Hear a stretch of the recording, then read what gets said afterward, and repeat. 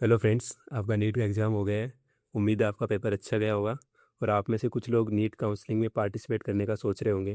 तो आपको कौन से डॉक्यूमेंट चाहिए और वो सारे डॉक्यूमेंट आपको अभी बनवा के रखने हैं। तो इस वीडियो में हम यही देखेंगे कि आपको कौन कौन से इंपॉर्टेंट डॉक्यूमेंट चाहिए। सबसे पहले नीट एप्लीकेशन फॉर्म। ये फॉर्म जब आपने नीट का फॉर्म फिल किया होगा तब आपको मिला होगा ये फॉर्म। ये आपको अपने पास रखना है। फिर नीट एडमिट कार्ड ये भी होना चाहिए। फिर है नीट स्कोर कार्ड।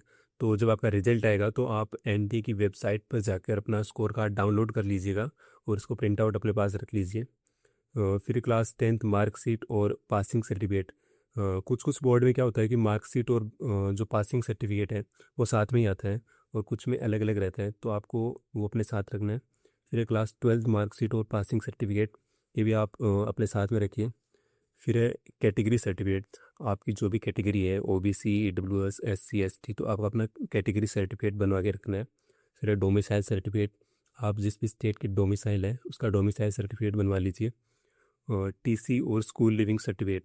आपने जो भी लास्ट 12th किया था या फिर जो कॉलेज की थी तो उसका टीसी आपको अपने साथ रखना है। फिर है माइग्रेशन सर्टिफिकेट। अगर आपने स्कूल किया है, लास्ट 12th किया है और 12th के साथ आपको टीसी और माइग्रेशन सर्टिफिकेट स्कूल उसके साथ ही दे देता है।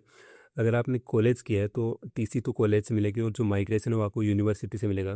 तो माइग्रेशन सर्टिफिकेट भी अपने साथ में रखना है। फिर है passport size photo. Minimum 8 photo आप अपने साथ रख लीजिए और ये फ़ोटो वही होना चाहिए जो आपने नीट का फॉर्म फिल करते टाइम यूज़ की थी। फिर है गैप एफिडेविट। गैप सर्टिफिकेट क्या आता है कि जब आप 12th कर मान लीजिए आपने 12th किया और उसके बाद 1 साल का गैप लिया जिसमें आप नीट का प्रिपरेशन कर रहे होंगे। हो सकता है आप घर से प्रिपरेशन की होगी या फिर आपने कोई कोचिंग लिया होगा।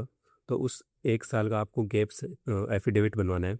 कहाँ से बनेगा? आपको कोर्ट में जाना है, नोटरी से बनवाना है। 100 रुपये या 50 रुपये के स्टाम्प पे बनता है, तो वो बनवाना है। अगर आपने 12th किया और 12th के साथ ही सिलेक्शन हो गया तो आपको कोई गैप एफिडेविट नहीं बनवाना है। आपको जो 12th की टीसी और माइग्रेशन सर्टिफिकेट है वही चलेगा। या फिर आपने 12th किया और 1 साल का कॉलेज किया जिसमें आपने कोई भी कोर्स किया होगा, जैसे बीएससी किया है, तो आपको फिर और आपका उसी के साथ सिलेक्शन होगा फिर भी आपको गैप नहीं बनवाना है, क्योंकि आपका जो कॉलेज का टीसी माइग्रेशन चल जाएगा।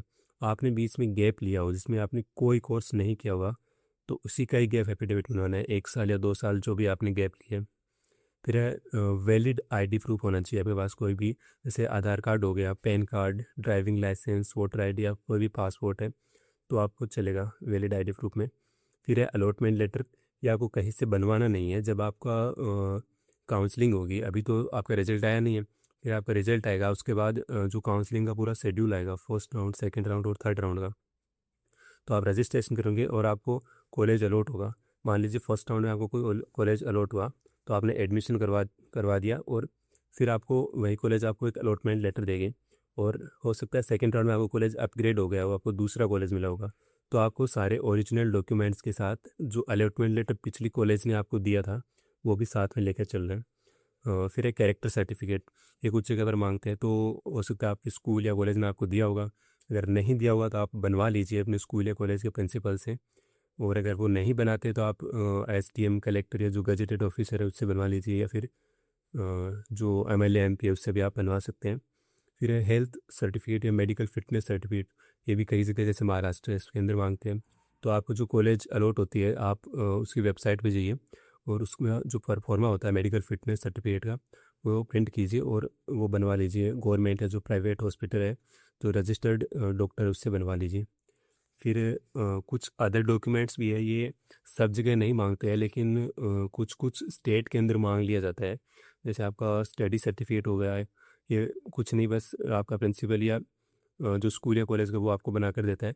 फिर है इक्विवेलेंसी सर्टिफिकेट। ये भी तेलंगाना, आंध्र प्रदेश या कर्नाटका कुछ स्टेट में मांग लिया जाता है।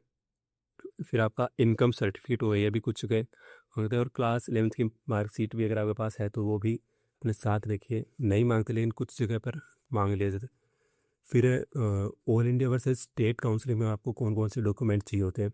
वैसे दोनों में सेम ही डॉक्यूमेंट चाहिए। जब आप रजिस्ट्रेशन, कुछ डॉक्यूमेंट ऐसे होते हैं जब रजिस्ट्रेशन के टाइम चाहिए, कुछ कॉलेज के एडमिशन के टाइम चाहिए।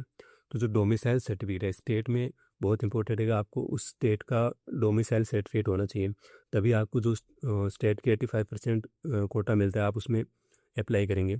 तो स्टेट के लिए आपको जिस भी स्टेट के है उसका डोमिसाइल सर्टिफिकेट बनवाना है।